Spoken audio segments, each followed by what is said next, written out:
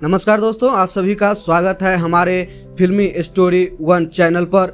बॉलीवुड में आज के दौर में कई ऐसे गायक हैं जिन्होंने हिंदी सिनेमा जगत की गायकी में अपनी अपनी पहचान बनाई है, मगर इन सब से हटकर एक गायक थे जिन्हें सुरों का बादशाह कहा जाता था, जो कल भी लोगों के दिलों में राज करते थे और आज भी राज करते हैं और आने वाले कई सदियों तक लोगों के दिलों में एक अलग जगह बनाए रखेंगे और उन्हें लोग दिल में बसाए रखेगा। जी हाँ दोस्तों, आज बात करेंगे बॉलीवुड की मशहूर गायक मोहम्मद रफ़ी साहब के बारे में।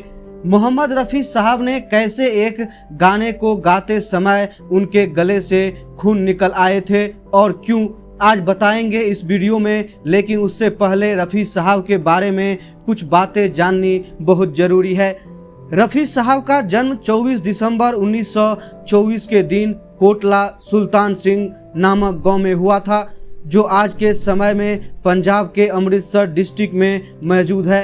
6 भाइयों में सबसे छोटे मोहम्मद रफ़ी साहब को गाने का शौक़ उस समय हुआ जब उनके मोहल्ले से एक फ़कीर रोज़ एक पंजाबी गीत गाता हुआ जाया करता था। 8 से 9 साल के मोहम्मद रफ़ी साहब को उस फ़कीर का गाना इतना अच्छा लगता था कि गाना सुनते हुए उनके पीछे पीछे चल दिया करते थे और वापस लौटने पर उस फ़कीर के अंदाज में ही उस गाने को गाया करते थे। कुछ समय बाद साल 1935 में पिता हाफिज मोहम्मद अली अपने पूरी परिवार को लेकर बड़े शहर लाहौर चले गए और एक हजाम की दुकान खोल ली।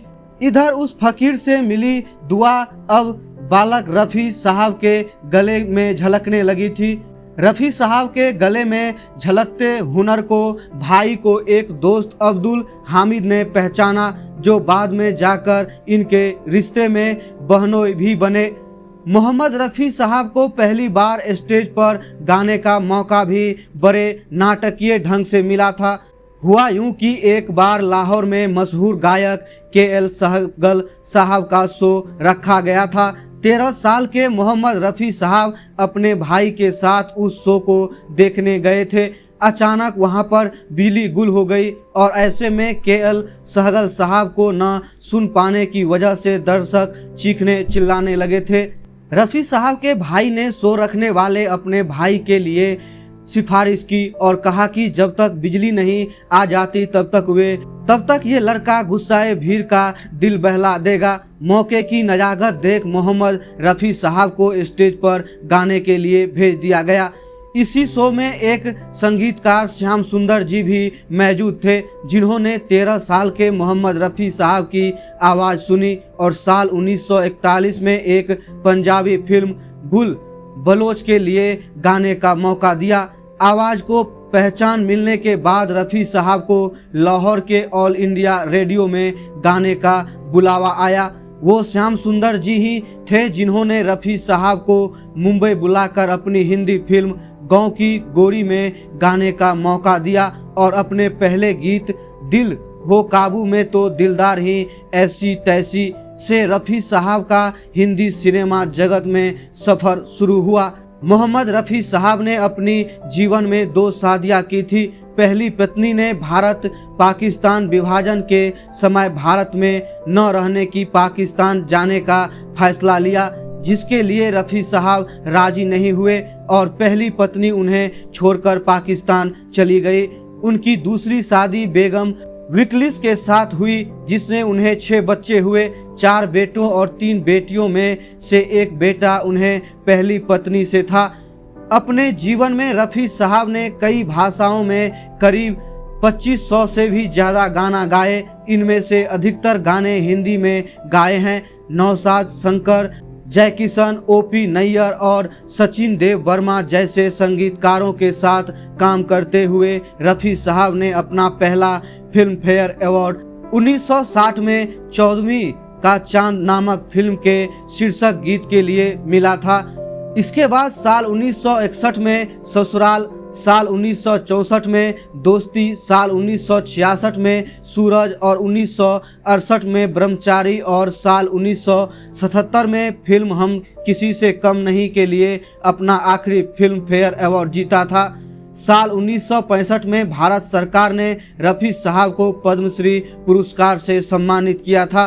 धीरे धीरे मोहम्मद रफ़ी साहब ने एक के बाद एक सुपरहिट गानों को अपनी आवाज़ दी और सुनने वालों के दिलों पर अपनी एक छाप छोड़ दी।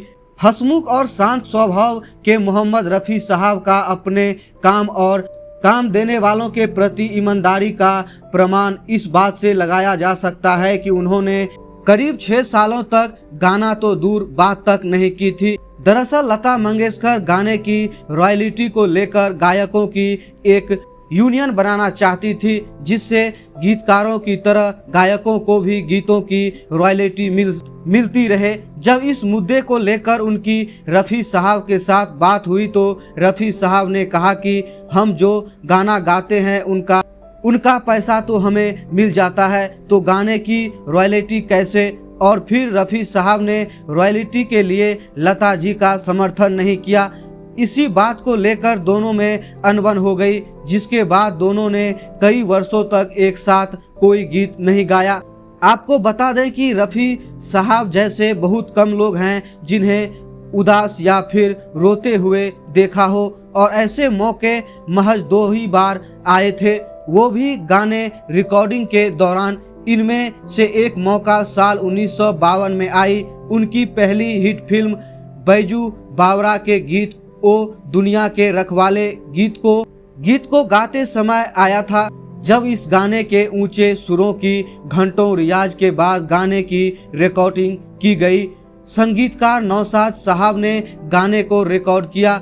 संगीतकार नौशाद साहब ने गाने की रिकॉर्डिंग पूरी तो की, मगर गाना खत्म होते ही रफ़ी साहब के गले से खून आ गया था।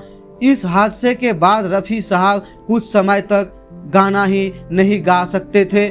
इसके बाद इस गाने के लिए नौशाद साहब ने उन्हें जब खूब तारीफें मिली तो सुनकर रफ़ी साहब के आंखों में आंसू आ गए थे। रफ़ी साहब तो अपनी बेटी की विदाई पर भी नहीं रोए। अपनी बेटी को हंसते हुए विदा किया, मगर बेटी की विदाई का दर्द अपने सीने में दबाए हुए विदाई के 2 दिनों के बाद फिल्म नीलकमल के गीत को रिकॉर्ड करते हुए बच्चों की तरह रफ़ी साहब रोने लगे थे। 30 जुलाई 1980 को वो रात जब निर्माता निर्देशक जे ओम प्रकाश जी की फिल्म के गाने की रिकॉर्डिंग चल रही थी।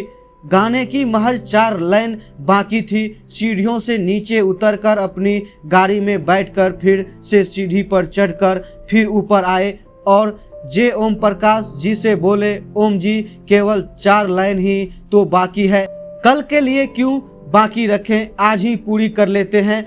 लक्ष्मीकांत प्यारे लाल का संगीत और आनंद बख्शी के बोल। फिल्म का नाम आसपास के गीत की ये 4 लाइनें रिकॉर्ड की और नीचे आकर अपनी गाड़ी में बैठे और घर चले गए। दूसरे दिन 31 जुलाई के दिन रफ़ी साहब को दिल का दौरा पड़ा और हिंदी संगीत का अनमोल रतन इस दुनिया से अपना काम पूरा करके उस दुनिया चला गया। रफ़ी साहब का अंतिम संस्कार जुहू के मुस्लिम कब्रिस्तान में किया गया था। उस दिन बारिश होने के बावजूद रफ़ी साहब की अंतिम यात्रा में करीब 10,000 से ज़्यादा लोगों का कारवां सड़कों पर उमड़ पड़ा था। ये भीड़ उनके चाहने वालों की थी, जो अब तक की सबसे विशाल अंतिम यात्रा रही थी। उनको सम्मान देते हुए भारत सरकार ने 2 दिन की राष्ट्रीय छुट्टी की घोषणा की थी।